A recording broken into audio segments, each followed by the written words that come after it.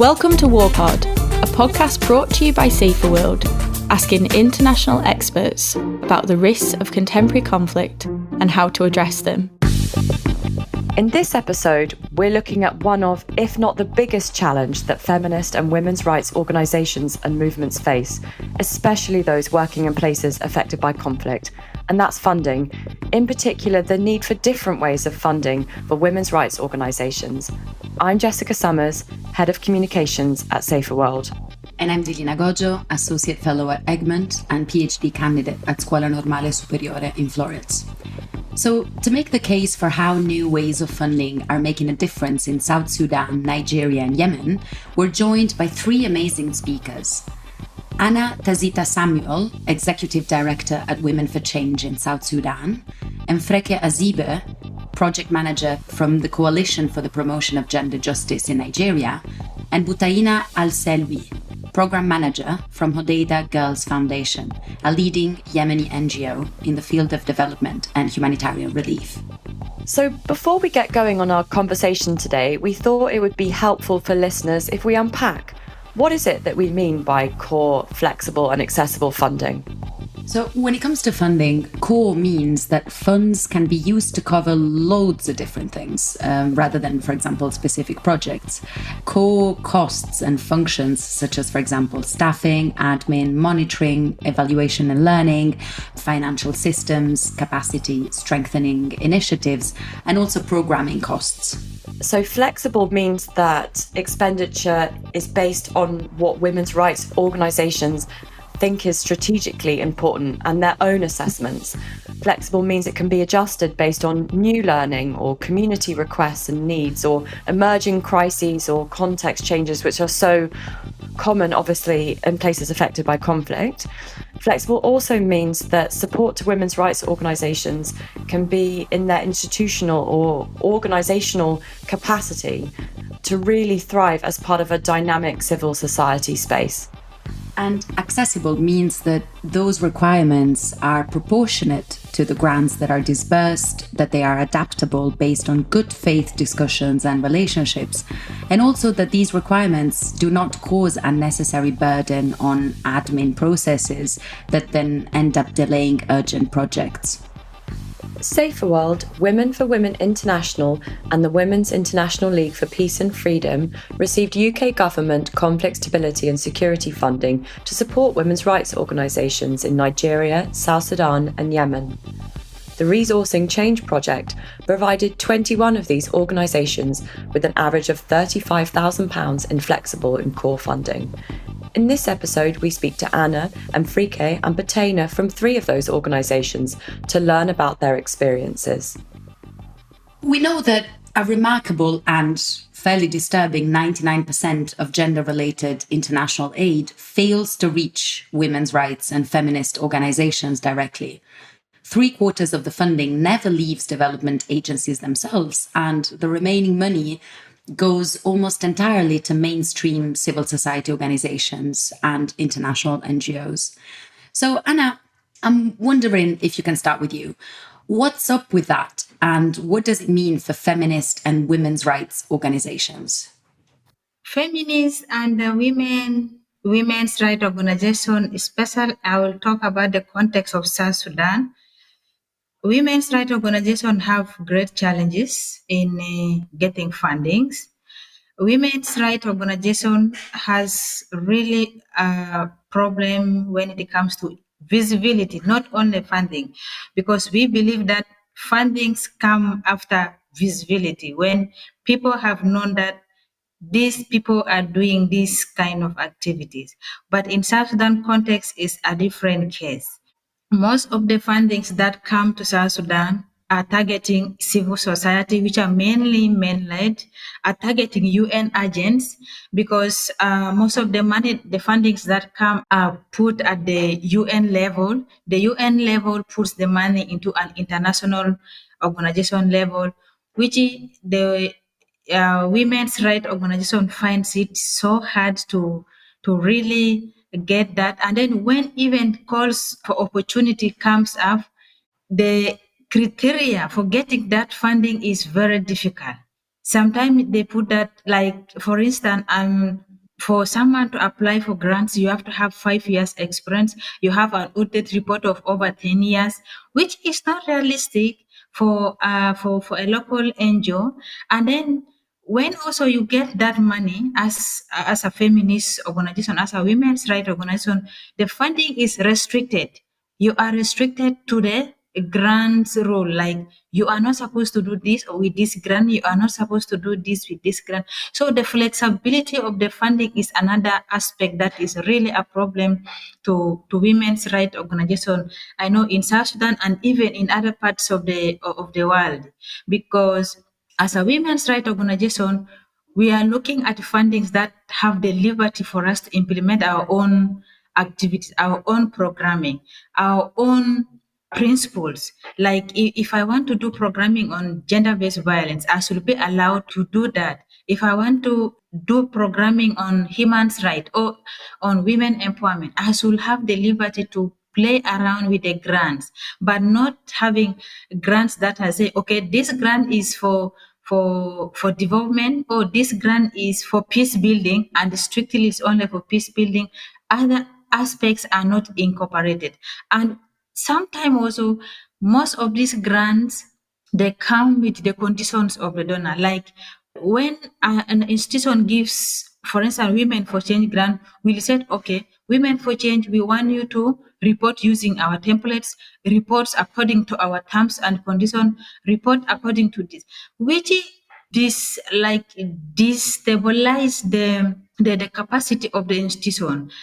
We are looking at fundings that can really enable us build our institutions.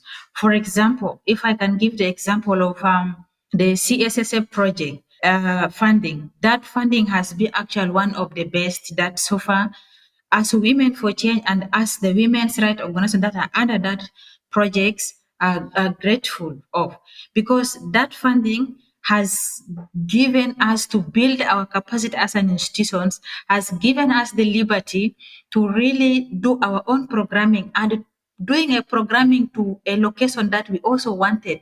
We have been looking for funding, especially for people of Greater Yei who have been suffering seriously with cases of gender-based violence, with cases of empowerment issues. But with this CSSF project, Women for Change and a Women Advancement plus others were able to really reach to those locations that we have been looking for funding for, and then also implementing programming which are purely our own idea, not imposed by the donor, which is Saferworld and Women for Women in this case. So that has really built our capability. And institution-wise, the funding that has been given to us, we are able to also improve our staff capacity. That's one. Also expand our staffing, because most of the fundings that are given to women's rights organizations do not support staffing, do not even have other departments catered for, like for instance M&E. Most of the women's rights don't have those departments, especially in South Sudan. Those are seen as a non-core departments in programming by most donors, which is really a problem. It is not making us to be able to monitor our activities. It's not strengthening our capacity. It is not building our capacity. So that again makes it hard for us, like, to, when our capacity are not built, again donors will say, women's rights organization don't have capacity. Women's rights organization don't have capacity. Every day is the song of capacity, which I think donors will also need to think. Donors should rethink and copy the strategy of this CSSF project approach, where women's rights are given the liberty to bring in what they have, and they also build their capacity by improving on their institutional policies, institutional staffing, and very many other things that really makes the women's rights organization to be called not able to, like, not having the capacity. Thank you so much, Anna, for making such a clear case. And also, it was really good to hear that more flexible funding allowed you to actually prioritize what it was that your organization wanted to work on in those different locations. I just want to turn now to Buthaina. I was wondering, Buthaina, if what Anna was saying resonates with your experience at Hodeidah Girls Foundation, and if you could talk briefly about, what it's like working in Hodeidah at the moment and Yemen on these issues. There is a similarity in the difficulties that we faced as a feminist organization in the most countries. But I want to mention what happened with us as a local NGOs in 2018 when the Hodeidah city was under conflict and there were a military operation to reclaim the city from the Syrian Decode authorities. The security situation was so bad, and all international NGOs wandering from the field, and we stayed alone without resource support or event response to all calls that were made by us to these organizations. Even those the specialists in working during conflict situation, there were ongoing projects, but the donors were not allowed for us to transfer funds to activities that serve needs in that time. There were a limit on implementation, lack of resource. We are limited by the donors' agreement to do specific activities. The donors, I mean, the international different agencies that are supposed to work with us in a partnership. This in turn weakened our ability to meet all needs in the absence of all NGOs, international and local. We were left without guidance, follow up on our own security situation, and on top of that expected to implement activities that we were not relevant to the emergency in risky conditions. The presence of each restrictions contribution greatly to the inability of women's organization to respond effectively. In addition to the society's revisions to accept the pre-planned activities because they don't meet their basic needs and are useless. In addition to that, there is a failure from most international NGOs and UN agencies to take into account the language sensitivities, type of programming, goals and objectives when designing gender project, which most of the time leads women lead organization to enter into clash with the community and the local authorities. We are under backlash and threats in many of the locations we are working on because of the negative impressions, but they heard in other locations, and they are many campaigning against working women and women's organizations. In addition to the abandonment of international NGOs from local NGOs, when they are problems or obstacles they faced with the authorities, even if these organizations are effective and perform their role properly. In many cases, we are alone, while international partners are in different way with authorities. Thank you. Buthaina, can I just ask something regarding what you just explained to us? You talked about clash with communities, so something that is expected of you, but that puts organizations such as yours in a difficult position with the community. Could you provide an example of that? One of project that we made before, we discussed with the donor, there is some words and some activities that the authorities do not allow to do it in these situations, or because the security and all things not suitable for that, and the community needs something different. For example, like awareness session, they didn't get us a permission to do it because they thinking the society now, they didn't want to know or raising their awareness or thinking about something else. They need to help to something different. So I think we can move on to the Nigeria example. And I would like to ask Mfreke whether she can describe what you chose to do with the money through resourcing change. So what was the experience like and how was it different from other grants? Yes, we received grants from Resourcing Change in 2021, and we started working on the project titled Community Mobilization and Policy Advocacy to Prevent and Respond to Gender-Based Violence in Calabar Municipality and Calabar South local government areas of Cross River State, Nigeria.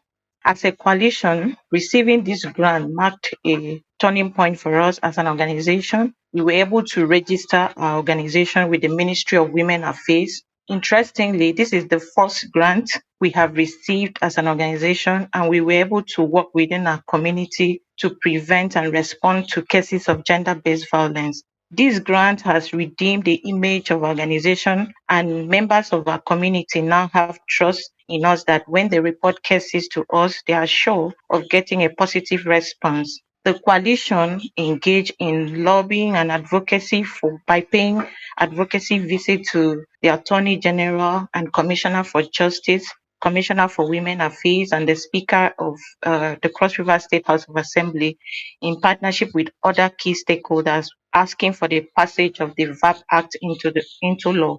Members of the coalition carried out media campaigns and advocacy works advocating for the passage of the VAP Act into the law. We also participated in the public hearing of the Cross River State VAP Bill, as well as in the public hearing for the Disability Rights Bill. This effort led to the passage of the VAP Act into law by the Cross River State House of Assembly in December 2021. So the bill was assented to by the Governor of Cross River State in January 2022, and Cross River State now has a substantive VAP law and a disability right law. So prior to this funding, the capacity of our members is very limited when it comes to managing cases of gender-based violence.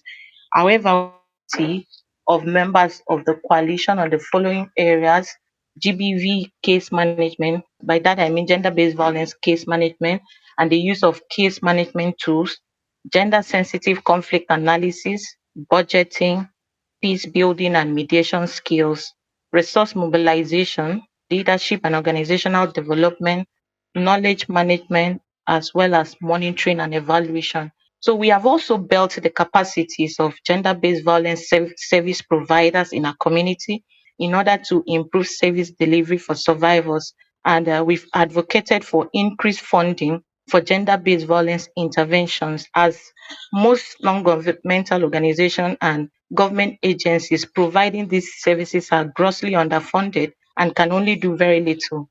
In addition to this, in terms of responding to gender-based violence, we have been able to provide about 49 survivors trainings on sustainable livelihood skills, psychosocial support, and we've linked them to medical and legal services according to their needs. This has also boosted our visibility as an organization, and there is an increase in the level of awareness and the level of reporting of gender-based violence cases. So now going back to organizational capacity assessment carried out at the inception of this project, we are now able to check some boxes as we now have organizational policies. We have a 5-year strategic plan aimed at promoting peace building, gender equality, women's empowerment and participation, gender-based violence prevention and response. So our programs now include gender and equity strategies in all aspects of development and implementation. Also, in terms of partnership and collaboration, we were able to learn through exchange visit with IMED K Foundation, a fellow women's rights organization, on this project. So we've also partnered with International Federation of Women's Lawyers, FIDA, to simplify the VAP law to be used in our next phase as a working tool for sensitization and awareness creation.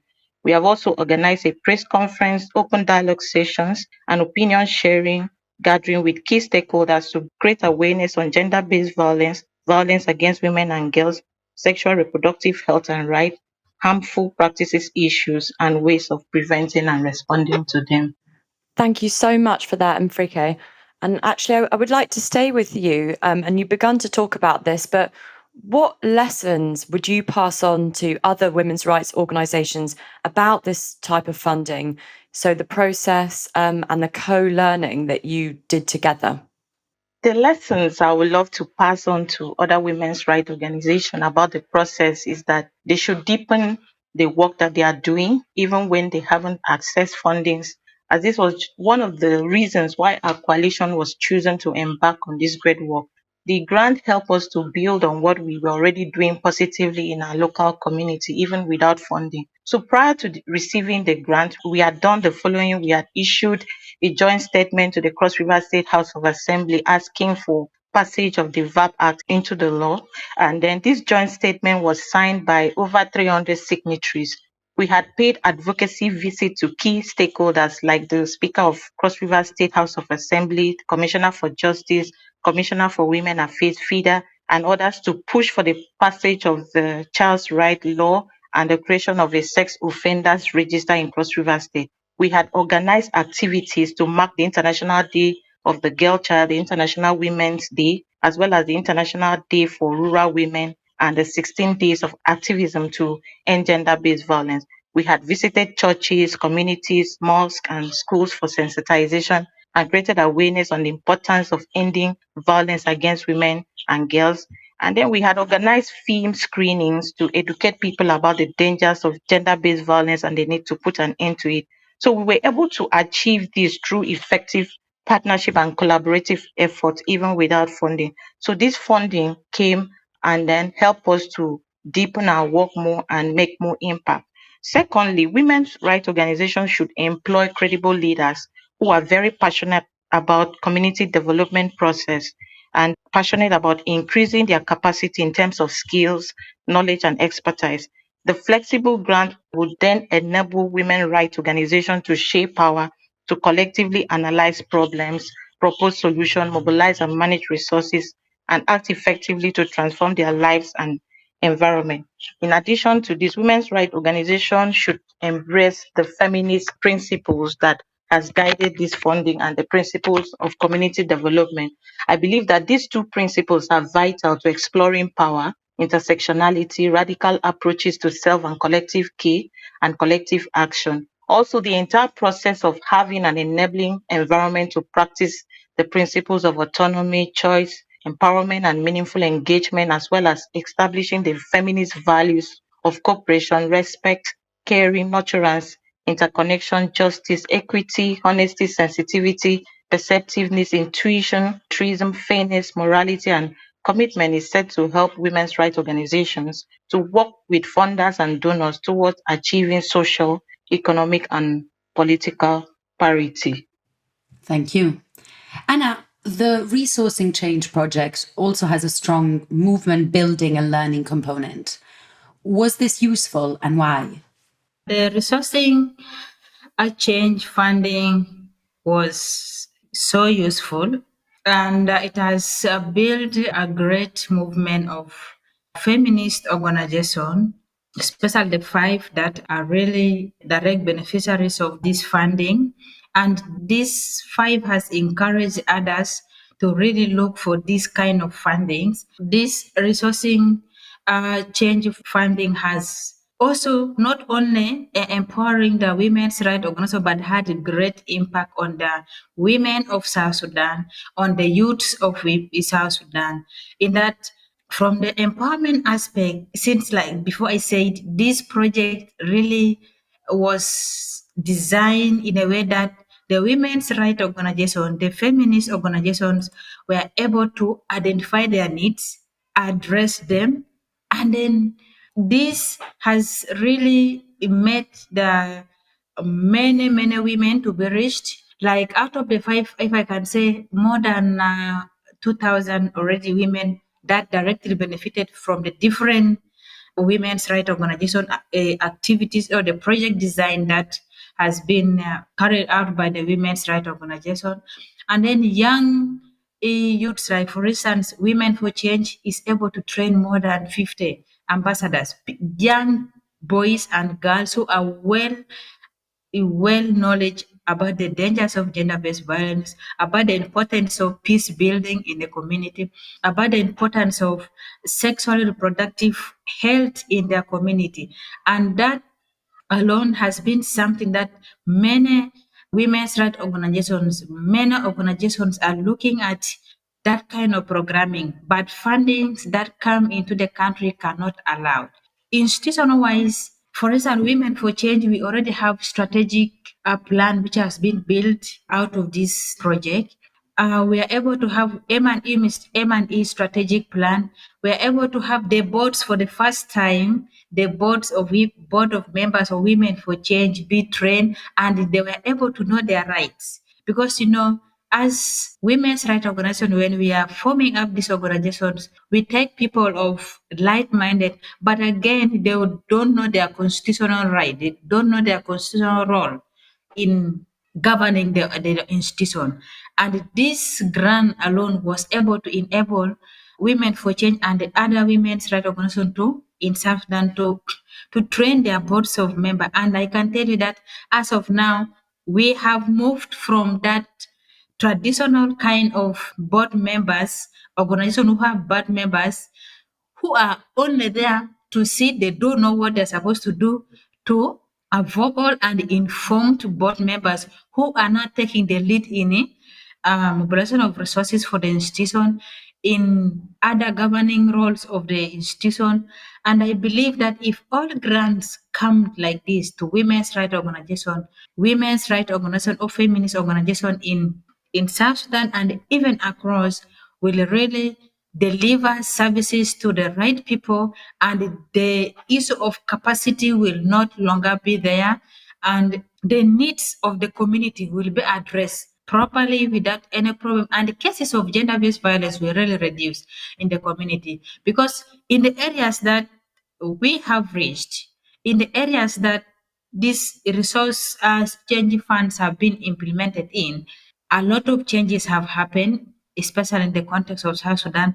And even other donors are asking us, how are you doing? How have you gotten this kind of funding?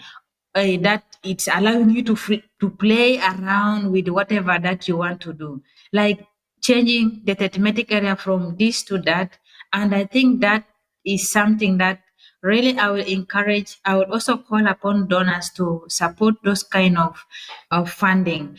The only thing that perhaps I wanted to also say is that the resourcing change project is really a great one, though it was implemented in a short period of time, that we are not able to realize exactly, other needs were not able to be addressed. And I also urge maybe other donors or other partners to really look at those kind of gaps and then see that, and when this flexible kind of funding comes, let us be given a good period of time. Let the feminist organization be given a good period of time, like let's talk of like even 5 years, so that you really know that what you have invested in, the outcome is out.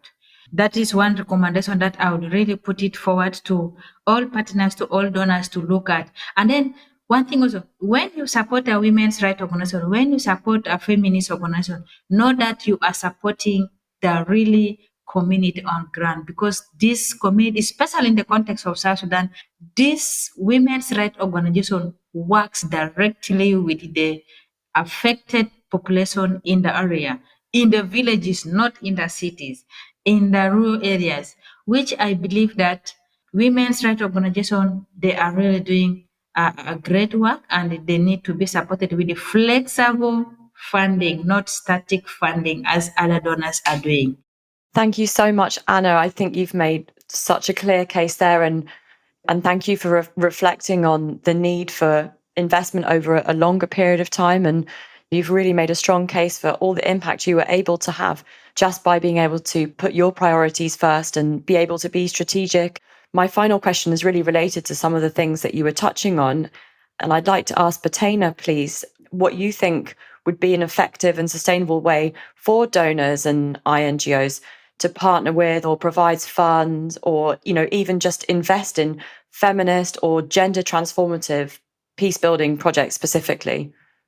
We should start with the trust and mental partnership. The international community in Yemen needs to understand that we are fully capable of designing and managing the funds provided by them, as we are the most familiar with the needs of society and the change in the situation.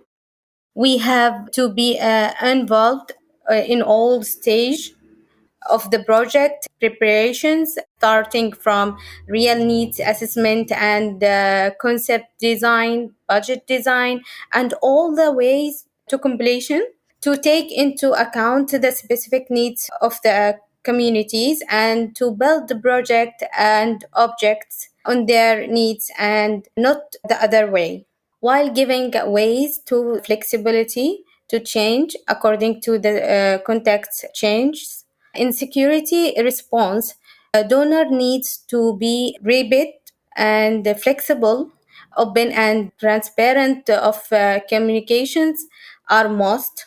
The funds should contribute to development of organizational performance and support it directly and help in financing the main structure of the organization, which opens the way for adding employees who contributed to the development of performance and meet the needs of women organizations to research effective and influential performance in society and maintenance their sustainability.